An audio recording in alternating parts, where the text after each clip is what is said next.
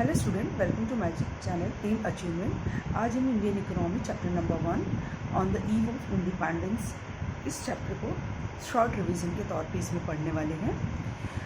Indian की economy Britishers के time पे या during the British period. Exam में जब भी ये क्वेश्चन आपका आएगा तो आप क्वेश्चन में याद रखना on the eve of independence लिखा हुआ हो या फिर ड्यूरिंग ब्रिटिश रूल, क्योंकि ऐसा ही कुछ एग्रीकल्चर सेक्टर, इंडस्ट्रियल सेक्टर और फॉरेन सेक्टर आपको सेकंड चैप्टर में भी देखने के लिए मिलने वाला है।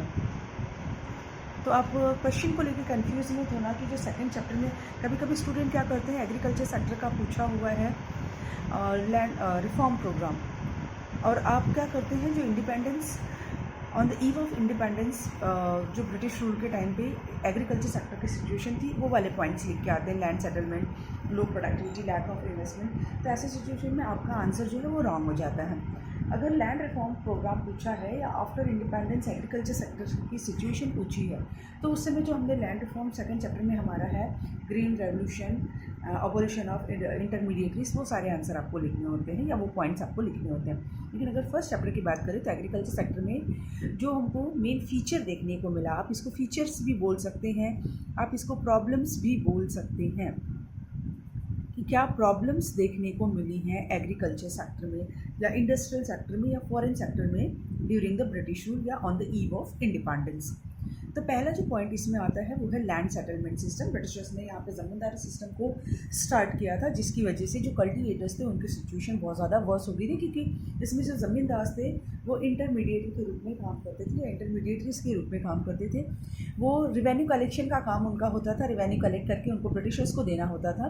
बट जो भी पार्ट रिवेन्यू कलेक्शन में वो रिवेन्यू ब्रिटिशर्स ने जो डिसाइड किया होता है उससे ज़्यादा कलेक्शन लेते थे कल्टीवेटर्स से, और जो भी प्रॉफिट होता था वो अपने पास रखते थे, जिसकी वजह से कल्टीवेटर्स की सिचुएशन बहुत ज़्यादा वर्स होती चली गई। ये फर्स्ट पॉइंट में आपका आता है।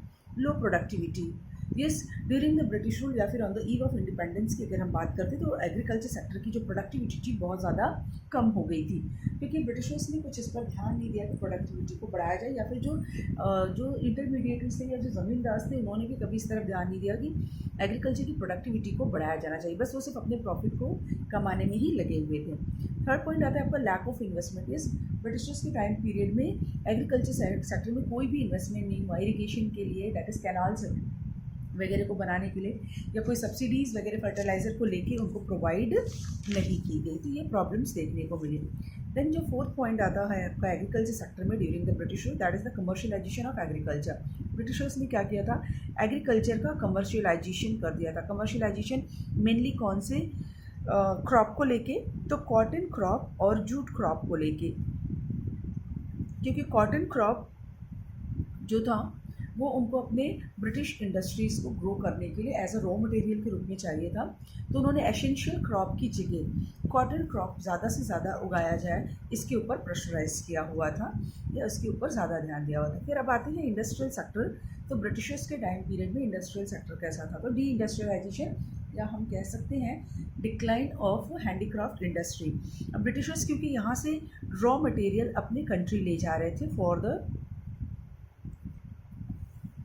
ब्रिटिश इंडस्ट्री, तो यहाँ पे रॉ मटेरियल कम होता गया हमारे कंट्री में, और रॉ मटेरियल कम होने के साथ साथ उन्होंने कुछ टैक्सेस भी ऐसे लगाए हुए थे, दो तरीके के टैक्सेस, जिसको हम कह सकते हैं डिस्क्रिमिनेटरी पॉलिसी।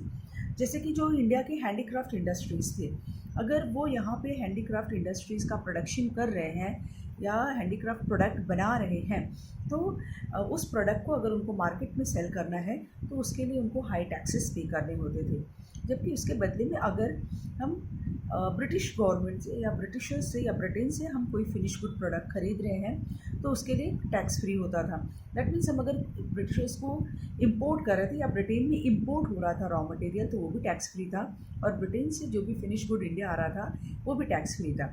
बट अगर हमारे कंट्री में हैंडीक्राफ्ट जो भी प्रोडक्ट बन रहे थे उसको हमको इंपोर्ट करना है और सॉरी एक्सपोर्ट करना है, तो उस एक्सपोर्ट के लिए हैवी टैक्सेस पे करने होते। तो जब हैवी टैक्सेस पे करना होगा तो धीरे धीरे जो हैंडीक्राफ्ट इंडस्ट्री जिनकी थी उन्होंने अपने प्रोडक्ट को बनाना बंद कर दिया, या हैंडीक्राफ्ट जो प्रोडक्ट थे वो बनने बंद हो गए। तो इस तरीके से क्या हो गया, हमारे कंट्री में डी इंडस्ट्रियलाइजेशन हो गया। Then number 2, no capital good industry. हमारे कंट्री में कोई भी कैपिटल गुड इंडस्ट्री नहीं थी। Capital good industry that is कोई भी ऐसी इंडस्ट्री नहीं थी जो मशीनरी को बनाती हो, कि मशीनरी अगर हमारे कंट्री में बनती तो with in the country purchase की जाती और कंज्यूम की जाती। तो जो कैपिटल गुड्स थे या फिर जो मशीनरी थी वो हमको आउटसाइड ऑफ द कंट्री से ही खरीदनी पड़ती थी।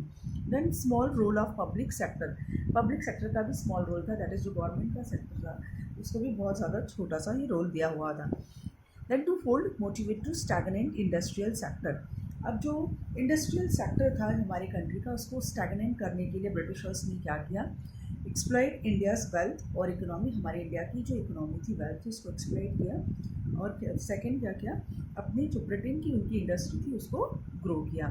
अब अगर वही बात हम करते हैं फॉरेन सेक्टर की, तो फॉरेन सेक्टर में क्या हुआ है स्टूडेंट्स कि India became the exporter of primary product. हमारा इंडिया जो है वो प्राइमरी प्रोडक्ट का एक्सपोर्टर बन गया, मतलब यहाँ से रॉ मटेरियल एक्सपोर्ट किए जाते थे ब्रिटेन को।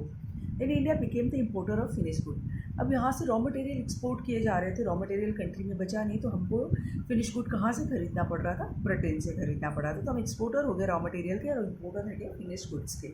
Then monopoly control of Britain on foreign trade और मोर देन हाफ, जो मोनोपोली कंट्रोल था ब्रिटेन का फॉरेन ट्रेड पर हमारी कंट्री की, वो आधे से ज़्यादा था, that is more than half. आधे से ज़्यादा जो हमारा ट्रेड होता था फॉरेन ट्रेड वो ब्रिटेन के साथ होता था, और जो रेस्ट बचता था वो हम श्रीलंका के साथ करने के लिए फ्री थे। इसके साथ साथ हम ईरान के साथ, इराक के साथ, ईरान के साथ हमारा बाकी का जो रेस्ट ऑफ जो ट्रेड होता था वो होता था। और इस ट्रेड को, इस फॉरेन ट्रेड को और इजी बनाने के लिए ब्रिटिशर्स ने 1869 में सूज कैनाल को ओपन किया। तो इस चैप्टर में इस वीडियो में हम इतना ही देखने वाले हैं। नेक्स्ट वीडियो में हम जो डेमोग्राफिक कंडीशन थी इंडिया की ड्यूरिंग द ब्रिटिश रूल उसके बारे में डिस्कशन करेंगे शॉर्ट में। Thank you for the watching, please like subscribe my channel, have a nice day.